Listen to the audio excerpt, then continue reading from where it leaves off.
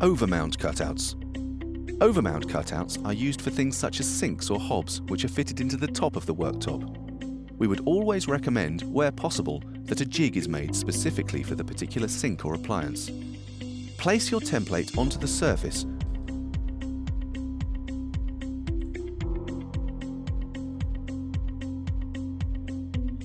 Mark the surface around it with a pencil.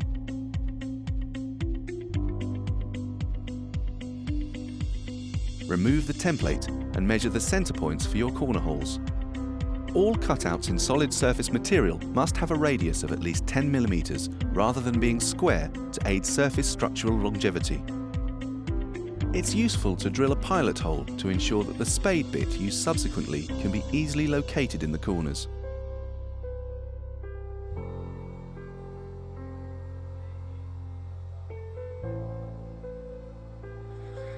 Once the pilot holes have been drilled, the spade bit can now be used to cut the larger holes in the corners of the marked area.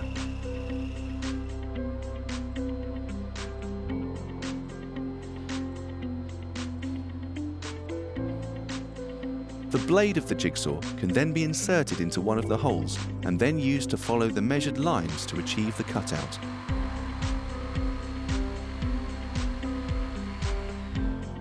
If you use the jigsaw to cut two opposite sides of the cutout, you can then position two seaming tools to hold the cutout in place, whilst the other two sides are cut. When the other sides have been cut, the suckers can then be unattached from the main surface of the worktop, and the cutout can then be simply lifted out. The excess cutout material should be left on site in case of any future instance of damage that requires specialist repair. The internal edge of the cutout must be sanded to remove any microfractures caused by the rough jigsaw cut, and then the debris removed with denatured alcohol. A popular overmount cutout is a hob. Aluminium heat-reflective tape should always be put inside the internal edge of the cutout to reflect any heat created by the appliance. The hob can then be slotted into position and then connected or plumbed as required. For hob cutouts, ensure there is at least a 6 mm gap between the cutout and the hob, and securely fix 2 layers of aluminium heat-reflective tape around the entire cutout. Remember, ideally, overmount cutouts should be made with a jig and a router.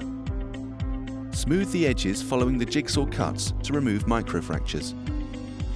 Radius all corners to a minimum of 10 mm. Do not use square corners.